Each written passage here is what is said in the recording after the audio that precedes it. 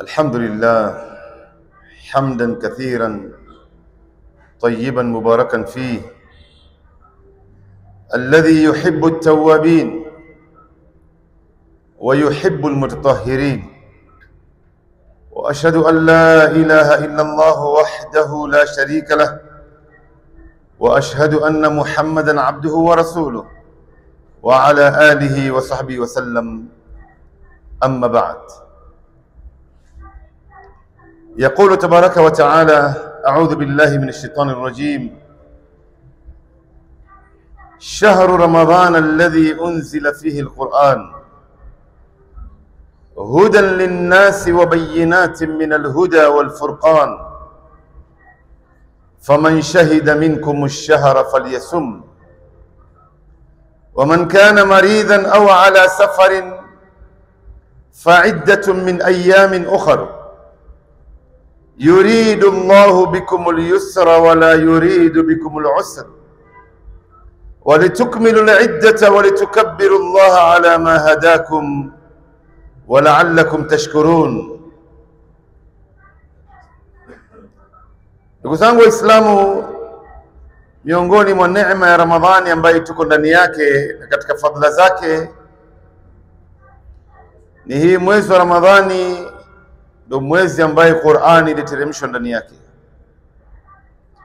Mwenyezi Mungu anasema, inna anzalnahu fi laylatin mubarakatin inna kunna mundhirin, hakika tumeiteremsha Qur'ani katika usiku uliobarikiwa, naye ni usiku wa Lailatul Qadri. Hii Qur'ani iliteremshwa vipi katika usiku wa Lailatul Qadri? Maana yake iliteremshwa kutoka katika lauhi mahfudh, katika mbingu ya saba, jumlatan wahida ila samai dunya. Yani hii Qur'ani iliteremshwa kutoka lauhi mahfudh katika mbingu ya saba, mahali ilipokuwa imehifadhiwa, namna ilivyo jumla kamili kama tunavyoisoma leo, ikaletwa katika wingu wa dunia katika usiku wa Lailatul Qadri. Sasa kwa miaka 23 ndio Mwenyezi Mungu akawa anamtuma Jibril, nenda ukachukua aya fulani mpelekee mtume, kachukua sura fulani umpelekee mtume, mpaka baada ya miaka 23 Qur'ani yote ikawa imemteremkia bwana mtume sallallahu alaihi wasallam. Na ndio unaona aya za mwanzo iliyoteremka kwenye Qur'an ni aya 6 ya kwanza katika surati al-Alaq. اقرأ باسم ربك الذي خلق خلق الإنسان من علق اقرأ وربك الأكرم الذي علم بالقلم علم الإنسان ما لم يعلم. Hizi ndo aya za mwanzo iliyoteremka katika Qur'an, aliyoteremsha Jibril akampelekea bwana mtume sallallahu alaihi wasallam. Lakini sura ya kwanza iliyoteremka kwenye Qur'ani ikiwa kamili, hii ndo sura ya kwanza iliyoteremka katika Qur'ani ikiwa kamili. Kuna mtu anaijua hapa ndugu zangu? Sura gani ya kwanza iliyoteremka ndani ya Qur'ani ikiwa kamili namna ilivyo? Ni sura gani? Tunasoma Qur'ani hapa kila siku ndugu zangu. Labda kwa faida ya umma, kwa sababu ya wakati, ni suratul Muddathir. Ya ayyuhal muddathir qum faandir wa rabbaka fakabbir وثيابك فطهر والرجز فاهجر ولا تمنن تستكثر ولربك فاصبر. Hii ndo mpaka mwisho wa sura. Hii ndo sura ya kwanza iliyoteremka ikiwa kamili toka mwanzo mpaka mwisho ndani ya Qur'an. Lakini sura ya mwisho iliyoteremka katika Qur'ani ikiwa kamili, hii ndo sura ya mwisho iliyoteremka katika Qur'ani ikiwa kamili. Ni sura gani? Kuna mtu yote anayejua hapa ndugu zangu? Tunasoma Qur'ani kila siku. Naam. Sura kamili iliyoteremka katika Qur'ani ikiwa kamili. Hatusemi aya, tunasema sura. Naam Sheikh. Idha jaa nasrullahi wal fath. Sura kamili iliyoteremka katika Qur'ani ya mwisho kabisa ni surati an-Nasr. Na hii sura wanazuoni wametafsiri, wanasema ina jina mbili. Inaitwa surati an-Nasr na inaitwa surati at-Tawdi'. Ni sura iliyokuja kumuaga mtume. Maana yake hii sura ilipoteremka Abdullah ibn Umar anasema maswahaba wote walijua wakati wote mtume anaweza kafariki akaondoka duniani, lakini aya ya mwisho iliyoteremka katika Qur'an, hii ndio aya ya mwisho inamteremkia mtume katika Qur'an, ni aya gani? Naam Sheikh. Hapana, hiyo si aya ya mwisho. Wattaqu yawman turja'una fihi ila Allah thumma tuwaffa kullu nafsin ma kasabat wa hum la yudhlamun. Hii ni aya 281 katika surati al-Baqara. Hiyo al-yawma akmaltu lakum dinakum wa atmamtu alaykum ni'mati wa raditu lakum al-islam dina, haikuwa aya ya mwisho, bali iliteremka katika Jabal Arafa, katika siku ya Arafa, katika hijjatul wadaa. Lakini aya ya mwisho, hii aya inamteremkia mtume, anawasomea maswahaba, kisha mtume anaanguka chini, anafariki, kwamba ogopeni siku ambaye mtakairejeshwa kwa Mwenyezi Mungu Subhanahu wa Ta'ala. Kwa hivyo ndugu zangu, tupate kujua Qur'ani iliteremshwa katika mwezi wa Ramadhani. Ramadhani ikawa ni mwezi bora kuliko miezi yote. Aliyoteremsha Qur'ani ni Jibril alayhi salam. Jibril, malaika Jibril akawa ni malaika bora kuliko malaika wote. Malaika Jibril ndo malaika aliyokuwa bora mbele ya Mungu, na yeye ndo malaika aliyokuwa mkubwa kuliko malaika wote, na ana mabawa 600. Mtume anasema lahu 600 janah, ana mabawa 600 Jibril alayhi salam. Lakini amekuwa bora kwa sababu yeye ndo alikuwa munazzilun bilwahi, akiteremsha wahi. Qur'ani iliteremshwa katika usiku wa Lailatul Qadri. Lailatul Qadri, usiku wa Lailatul Qadri ikawa ni usiku bora kuliko usiku zote kwa muda wa mwaka nzima. Aloteremshiwa Qur'ani ni nabiyuna Muhammad sallallahu alayhi wasallam. Nabii Muhammad akawa ni nabii bora kuliko manabii wote kwa sababu ya Qur'an. Na sio nabii bora tu, bali ni kiumbe bora, kiumbe bora, khairu khalqillah, kiumbe bora kuliko viumbe vyote ni Rasulullah sallallahu alaihi wasallam. Lakini walioteremshiwa Qur'ani ni ummati Muhammad sallallahu alaihi wasallam. Ummati Muhammad naye ikawa ni umma bora kuliko nyumati zote.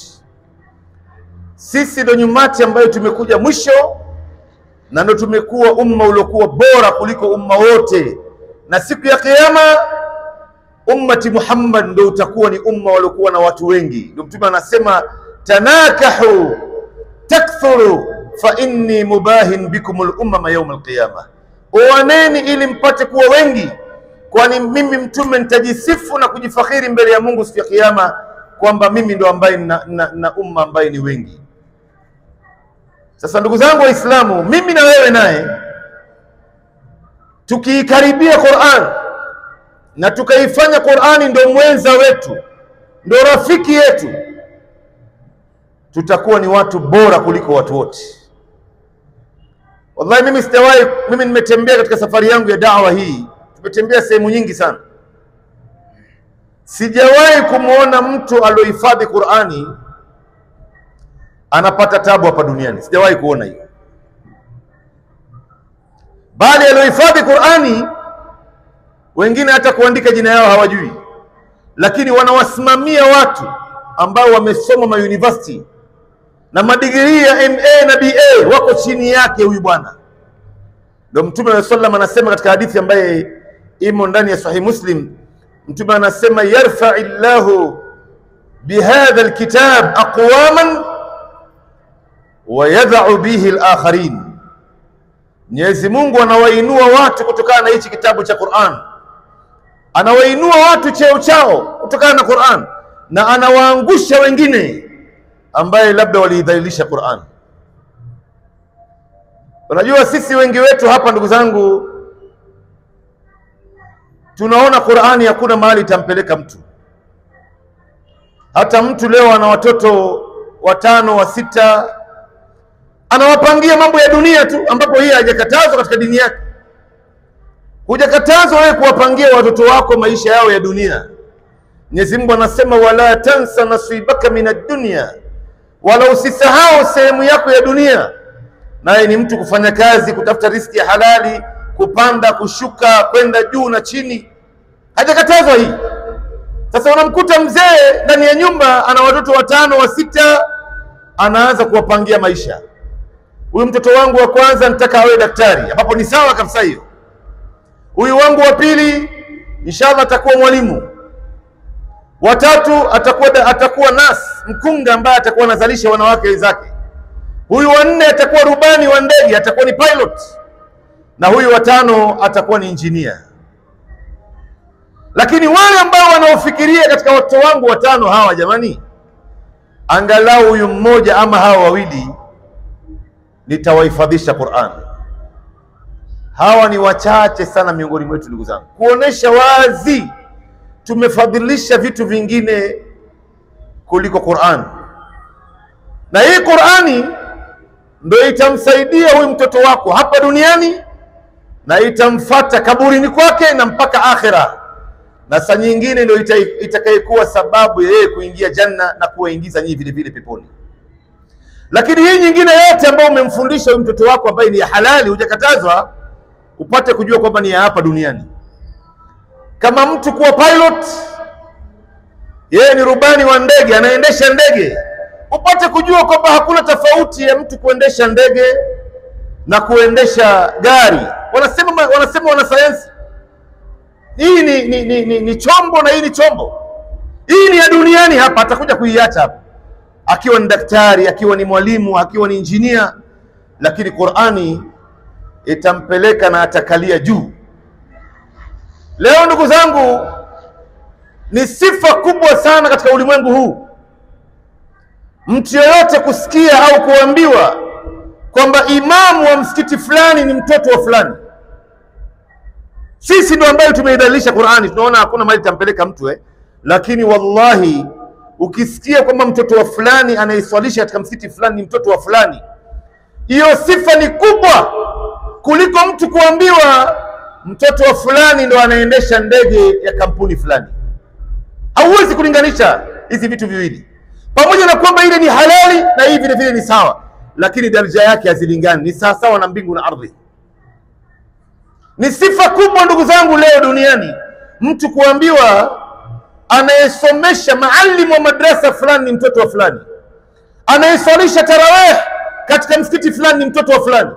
Hii ni sifa kubwa ndugu zangu, lakini sisi ndio ambayo tumeona hii Qur'ani itampeleka mtoto wapi. Lakini ndugu zangu, tupate kujua inawezekana mtoto akawa ni rubani, ni pilot, na yeye vile vile ni hafidh al-Qur'an, amehifadhi Qur'ani na yeye mwenyewe pia anaendesha ndege, amehifadhi Qur'ani na yeye mwenyewe ni engineer. Unasikia makanika mmoja hapa Kirinyaga Road, yeye ni mechanic, anafunga engine za gari na yeye mwenyewe ni hafidh al-Qur'an. Inawezekana kwamba yeye ni mtu ni daktari na yeye ni imamu wa msikiti, tena ni hafidh al-Qur'an. Ni sifa iliyoje hiyo ndugu zangu? Lakini sisi akili yetu tumeshafungwa, tukaona kwamba hii Qur'ani hakuna mahali itampeleka huyu mtoto. Ndio unaona wengi wetu hapa, mtoto anapoanza kuwa tu miaka 3, 4, 5 anaanza kufikiria atampeleka wapi, aanze kusoma kizungu ABCD.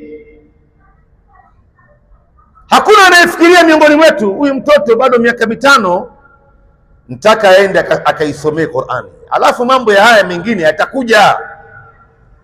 Na wallahi mtoto akihifadhi Qur'an, haya masomo mengine ya shuleni yanakuwa ni mboga kwake yeye. Masomo za chemistry, masomo ya kemia, masomo ya physics, masomo ya hisabati yanakuwa ni mboga. Mtoto aliyehifadhi Qur'ani, ndugu yangu, huyu si mtu wa kawaida huyu.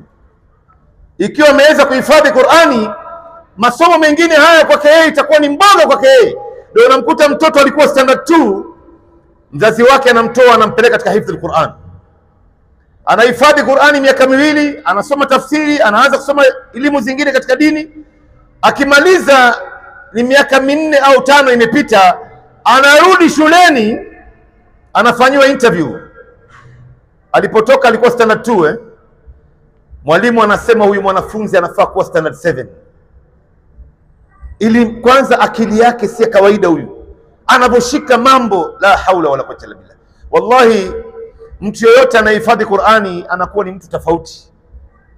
Sisi ndio ambaye tumeidhalilisha Qur'an, na ndio unaona katika dunia hii alohifadhi Qur'ani akiwa na umri mdogo kuliko wote ni mtoto wa miaka 3 katika nchi ya Pakistan.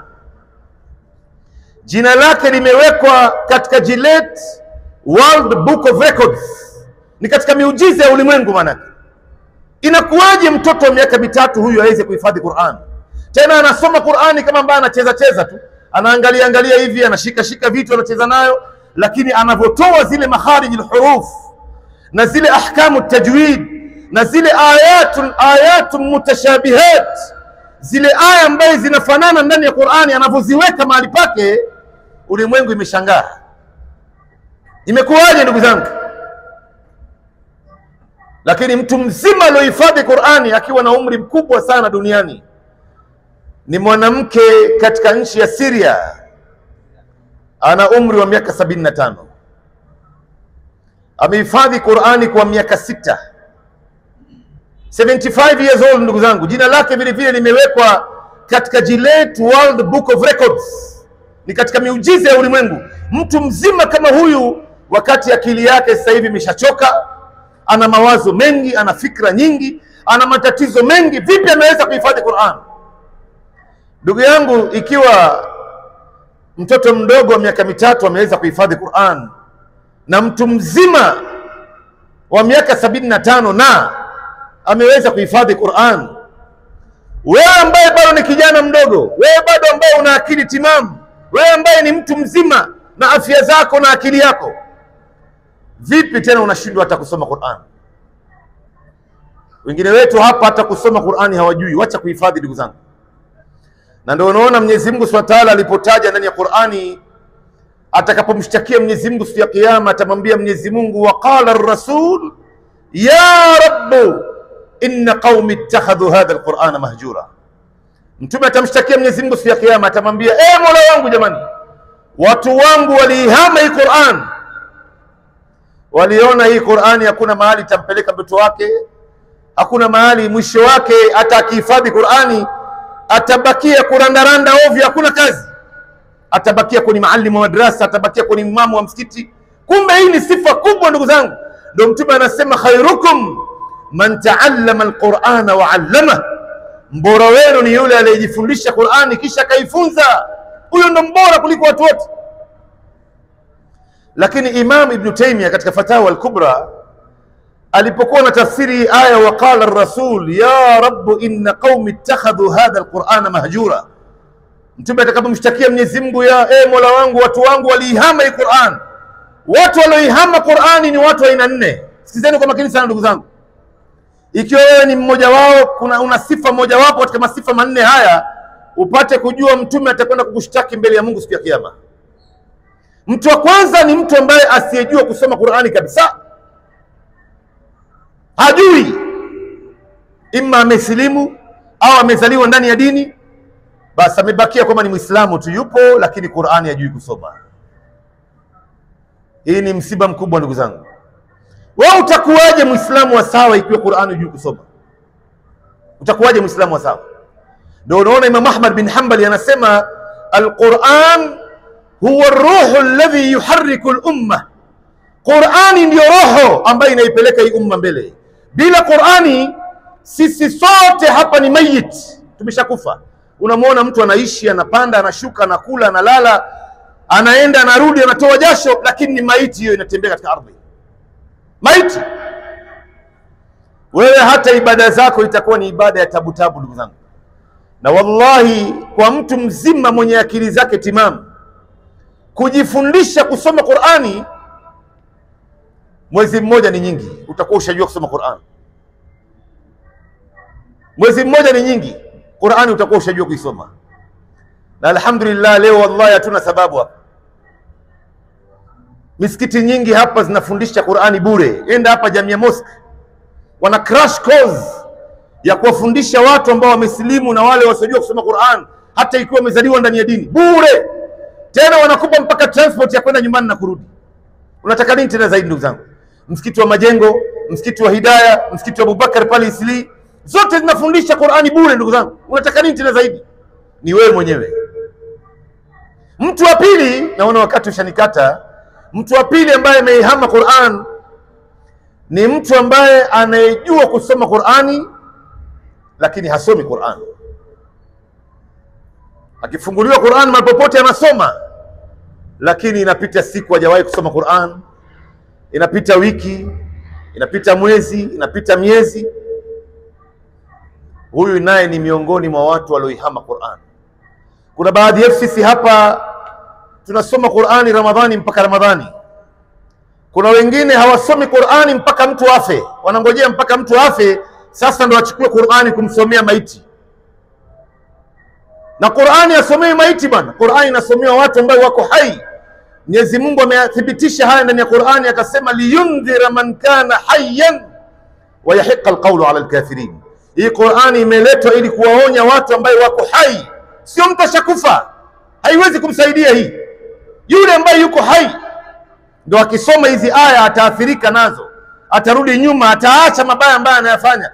Lakini mtu ambaye yuko hai, wewe labda mtu ambaye ameshafariki unafikiri kwamba unasoma Qur'ani kwa kumuombea yeye, kumbe wakati mwingine unamwangamiza na wewe mwenyewe huna habari. Kwa sababu ndani ya Qur'ani kuna aya za laana, kuna aya za makemeo ya nari jahannam, kuna aya ambaye zinawakemea kina Firaun na Haman na Qarun. Wewe unafikiri kwamba unamuombea maiti yako, kumbe unamwadhibu na wewe mwenyewe huna habari. Kwa hivyo ni wale ambao wanaojua kusoma Qur'ani na Qur'ani hawasomi. Kwa hivyo ndugu zangu, tuweke ratiba angalau ya kusoma Qur'an peke yake, angalau kwa siku, hata kama ni juzu moja. Na ikiwa huwezi juzu moja, basi angalau hata ukurasa 2, 2 pages inakutosha kwa siku. Ndugu yangu, wewe leo unafungua simu mara ngapi kwa siku? Wadadisi wa mambo wanasema yule ambaye anayefungua simu mara chache kwa siku ni mara 40. Amezungumza na simu, amefungua message, amefungua WhatsApp, TikTok, Facebook, Instagram, Telegram mara 40 kwa siku. Lakini ndani ya simu hiyo hiyo kuna amedownload Qur'ani, inaweza ikapita mwezi hajafungua. Labda kama kuna aya anataka kujua maana yake, ama kuna kitu mtu anayezungumzia, ndio utaona anafungua, naangalia alafu basi. Tena itangojea tena miezi 2 mitatu. Hii ni aibu ndugu zangu kwa mtu yeyote ambaye anaifanya hivi. Leo tunaihama Qur'ani kiasi hichi ndugu zangu. Wewe inapita siku, vipi utakuwa Muislamu wa sawa hujawahi kufungua Qur'an? Unafungua simu unaangalia vitu vingine ambavyo havina maana. Qur'ani huna nafasi nayo ndugu yangu. Hii ni hasara. Sasa mimi nitaka kuwapa njia nyepesi sana. Hebu nipe Qur'ani hiyo. Naona wakati ushanikata ndugu zangu. Sisi twende mpaka saa ngapi sasa? Ndio unaona hata nukta zingine inabidi niziache nje. Mpaka 20. Basi nabakisha dakika 3. Okay. Hii Qur'ani ina juzu ngapi ndugu zangu? Ina juzu 30. Kwa wale ambao wanajua kusoma Qur'an. Katika kila juzu moja kuna ukurasa 10. Kuna 10 pages. 10 pages maana yake ukurasa 10, ukihesabu elif moja kama page moja. Ukihesabu elif kama page, basi iko na 10 pages. Lakini ukihesabu hapa na hapa itakuwa na 20 pages. Lakini ukihesabu elif kama page ni 10 pages. Mfano kama hii surah al-Baqara, hii ni 1 2 3 4 5 6 7 8 9 10. Tumeingia sayaqulu sufaha. Hii sayaqulu nayo ukihesabu ziko 10. Hivyo hivyo mpaka mwisho wa Qur'an. Na sisi tumefaradhishiwa swala 5. Salati al-fajri, dhuhri, asr, maghrib na isha. Katika kila swala moja soma ukurasa 2 tu basi. Ukurasa 2 tu peke yake. Hii na hii. 1 2. Imma kabla ya swala au baada ya swala. Mfano salati al-fajri soma kabla ya swala au baada ya swala, ukurasa 2 peke yake basi. Adhuhuri tena ukurasa 2. Hata kama unaweza kuendelea usiendelee. Sheitani atakuja atakwambia bwana, unaweza kumaliza juzu moja hata 2 kwa wakati mmoja. Alafu baadaye unakuja unachoka unawacha.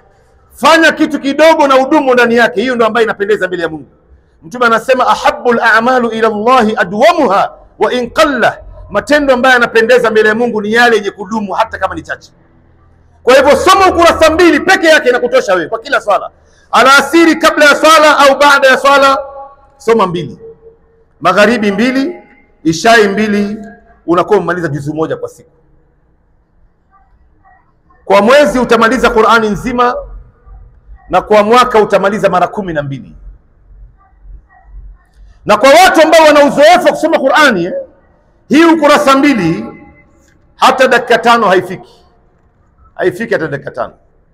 Hautoki na jasho, hauchoki, hauoni dhiki. Unajua wakati mwingine unapotaka kusoma juzu nzima kwa wakati mmoja inakuwa dharubu. Labda una kazi, umechoka, kuna watu wanakungojea, kuna mahali unataka kwenda, kuna wageni wamekuja, sio rahisi. Lakini ukurasa 2 ndugu zangu itamshinda mtu vipi? Tena wacha niwape njia rahisi zaidi kuliko ya ukurasa 2 kwa kila sala. Unajua ni gani? Kabla ya salati al-fajr, wacha nimalizie nukta moja. Kabla ya salati al-fajr, mfano kabla ya sala soma ukurasa 1 basi. Kabla ya salati al-fajr soma ukurasa 1. Baada ya salati al-fajr umeshaleta adhkar zako, umeshaleta dua zako, soma ukurasa nyingine 1, dakika 2. Adhuhuri pia ni hivyo hivyo, alasiri pia ni hivyo hivyo. Ndugu zangu, wewe utakuwa on toes, maana yake mwaka nzima utakuwa kwenye Qur'an na haitokupita hata siku moja. Aqulu qawli hadha subhanakallahumma bihamdika ashhadu an la ilaha illa ant nastaghfiruka wa atubu ilaik. Wassalamu alaykum wa rahmatullahi.